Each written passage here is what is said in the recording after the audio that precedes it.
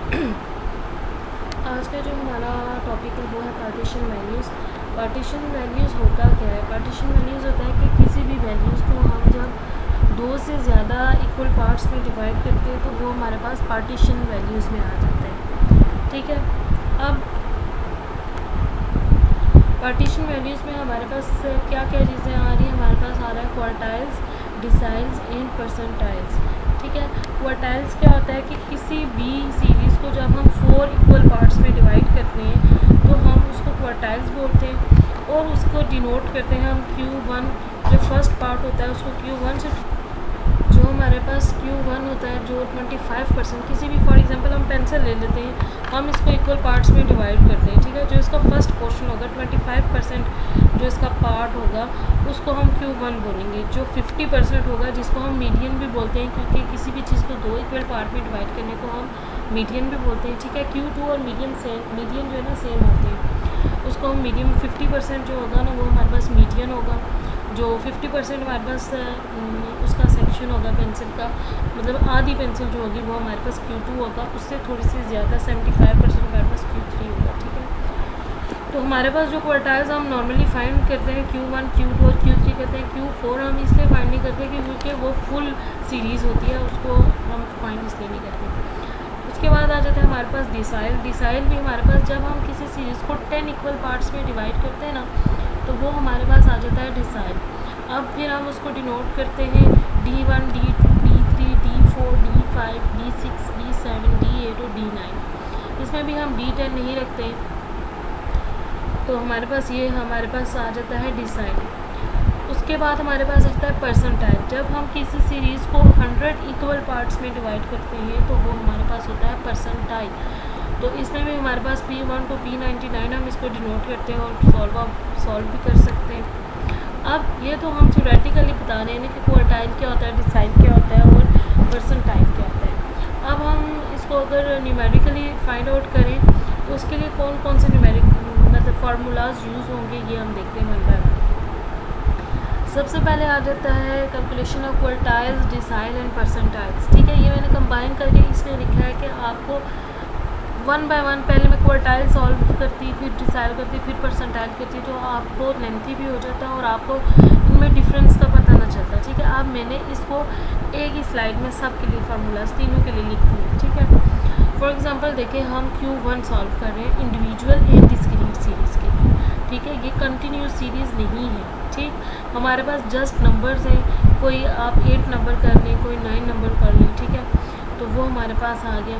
For example हमारे पास 7 numbers हैं। ठीक है, तो उसके हमने Q1 फाइंड करना है, कोई भी 7 नंबर रैंडमली लेने हैं। ठीक, अब सबसे पहले तो हमने ये फार्मूला Q1 फाइंड करना है अगर, तो हम उसके लिए ये फार्मूला लगाएंगे n+1 divided by 4th item. ठीक है, अब फॉर एग्जांपल हमारे पास 7 डिजिट्स हैं। ठीक है, इंडिविजुअल सीरीज़ है हमारे पास, इंडिविजुअल डिस्क्रीट। उसके लिए हमने Q1 फाइंड करना होता है, तो n हमारे पास क्या हो जाएगा, n हमारे पास नंबर ऑफ ऑब्जर्वेशन है तो वो होगा 7 + 1 8 हो जाएगा और डिवाइडेड बाय 4। हम क्वार्टाइल्स फाइंड कर रहे हैं तो हमने 4 से इसको डिवाइड करना है, तो हमारे पास 8/4 आ जाएगा which is equal to 2। Second item आएगा। ठीक है, अब सेकेंड आइटम आएगा तो आपने वो जो हमारे पास 7 डिजिट्स हैं जो हमारे पास सीरीज़ है एक नंबर्स की, उसको आपने अरेंज करना है और उसमें जो सेकंड वाला डिजिट आ रहा है, फॉर एग्जांपल 8 है, दूसरा नंबर उसका 8 है, अरेंज करने के बाद असेंडिंग ऑर्डर में, तो 8 आपका हो जाएगा Q1। ठीक है, अब Q3 अगर हम फाइंड करेंगे तो इसी तरह Q2 भी फाइंड करेंगे। यहाँ पे जस्ट डिफरेंस आएगा कि Q2 जब हम फाइंड करेंगे तो यहाँ पे 3 की जगह 2 आ जाएगा। ठीक, अब हम इधर Q3 फाइंड कर रहे हैं तो 3 एज इट इज़ रहेगा, n+1 7 + 1 8 8 × 3, फिर उसका जो आंसर आएगा डिवाइडेड बाय 4। ठीक है, फिर इसको सोल्व करेंगे तो जो आपका आंसर आएगा, फॉर एग्जांपल 6th आइटम आ रहा है। ठीक है, 6 या 5th आइटम आ रहा है। ठीक है, 5th आइटम आ रहा है तो आपका 5th आइटम आंसर नहीं है, आपने उस सीरीज़ को अरेंज करना है, तो उसमें जो 5th वाला आइटम है, 5th वाला नंबर है, वो आपका Q3 होगा। ठीक है, अब इसी तरह डिसाइल है, डिसाइल 1 फाइंड अगर हम फाइंड आउट कर रहे हैं तो इस तरह n+1 जो हमारे पास सीरीज़ नंबर ऑफ ऑब्जर्वेशन है +1 डिवाइडेड बाई 10 करना है आपने। जो आंसर आएगा उसमें वो वाला आइटम आपने अरेंज करके देखना है। इसी तरह D9 फाइंड करते हैं, तो 9 है तो साथ में इसके मल्टीप्लाई होगा n+1। जो आंसर आएगा उसको 9 से मल्टीप्लाई करेंगे और डिवाइडेड बाई 10 करेंगे। जो आइटम आएगी उसको अरेंज किए हुए डाटा से देखेंगे, वो आपका आंसर होगा। एक और बात, ये हमने 1 और 9 एग्जांपल दिया, हम D2, D3, D4, D5 इसी तरह फाइंड, फॉर एग्जांपल हम D5 फाइंड कर रहे हैं तो यहाँ पे 9 की जगह 5 आ जाएगा, ठीक है। D4 फाइंड कर रहे हैं तो यहाँ पे 4 आ जाएगा, ठीक है। अब इसी तरह परसेंटाइल है हमारे पास। परसेंटाइल क्या होता है कि जब हम उसको 100 इक्वल पार्ट्स में डिवाइड करते हैं। इन फार्मूलाज में डिफरेंस जस्ट ये है कि जो डिवाइड हो रहा है ना, क्वार्टाइल में हम 4 से डिवाइड कर रहे हैं, डिसाइल में हम 10 से डिवाइड कर रहे हैं और परसेंटाइल में हम 100 से डिवाइड कर रहे हैं, ठीक है। n+1 वही हमारे पास जो नंबर ऑफ ऑब्जर्वेशन है +1 करके उसको 100 पे डिवाइड करेंगे। जो आंसर आएगा, जो वाली आइटम आएगी उसको अरेंज करके, तो हमने वो वाली आइटम उसमें अरेंज करके जो नंबर आएगा, फॉर एग्जांपल हमारे पास सेकंड या थर्ड आइटम आ रही है तो हम उस डाटा को अरेंज करेंगे, जो थर्ड वाला नंबर होगा वो हमारे पास P1 होगा। इसी तरह 99 जो परसेंटाइल हम फाइंड आउट कर रहे हैं उसके लिए n+1 करेंगे। जो आंसर आएगा उसको हम 99 से मल्टीप्लाई करेंगे और फिर 100 से डिवाइड करेंगे। जो आइटम आएगी उसको हम जाके इस सीरीज़ को अरेंज करके उसमें देखेंगे तो वो हमारे पास आ जाएगा P99।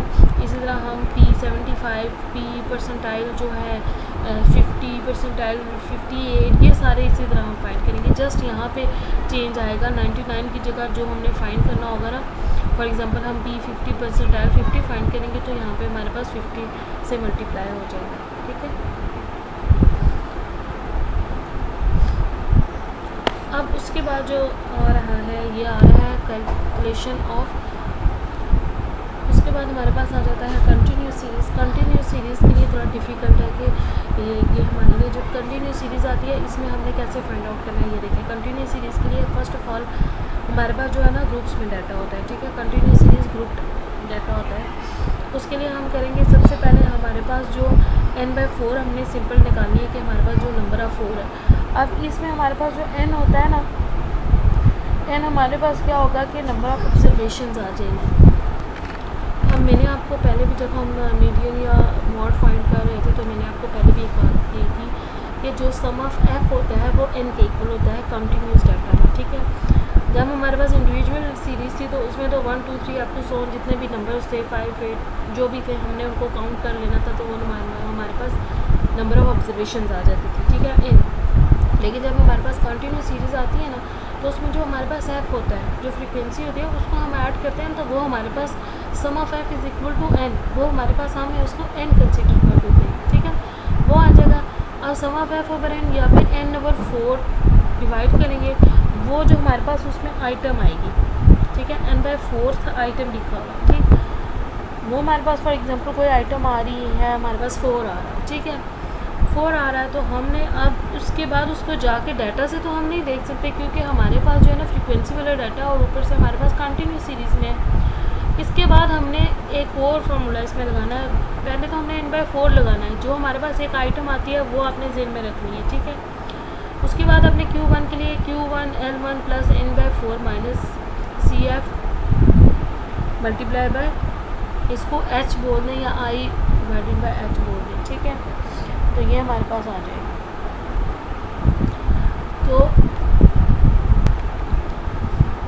इसमें हमारे पास क्वार्टाइल 1 अगर हम फाइंड करें तो L1 plus n/4 minus cumulative frequency multiply हो रहा है। ये I जो है ना इसको हम H, इन्होंने जो है ना I से डिनोट किया हुआ है, हम इसको H भी बोल सकते हैं, मतलब डिनोट हम जिस मर्जी चीज़ से कर लें, I से भी कर सकते हैं, H से भी, C से, ठीक है। अब ये जो I है ना ये हमारे पास हाइट है, ठीक है, ये जो क्लास इंटरवल्स के बीच में हाइट है ना उसको हम H लास्ट लेक्चर में हमने किया था, इसमें हम I से इसको डिनोट करना और डिवाइडेड बाय F, ठीक है। अब इसी तरह Q3 है तो उसके लिए भी सेम यही फार्मूला है, जस्ट 3 से मल्टीप्लाई करेंगे, जो आइटम आएगी उसके लिए ये फार्मूला लगाना है। अब ये फार्मूला लगेगा कैसे, जब हमारे पास पूरी सीरीज़ आ रही है तो उसमें हमारे पास लोअर बाउंड्री, आपके पास जो क्लास इंटरवल्स आ रही है उसकी लोअर बाउंड्री निकालनी है। उसके बाद ये तो आपने ऑलरेडी कैलकुलेट किया होगा, ये करके फिर जो हमने वो सिलेक्ट करनी है ना पूरी जो हमने लाइन सेलेक्ट करनी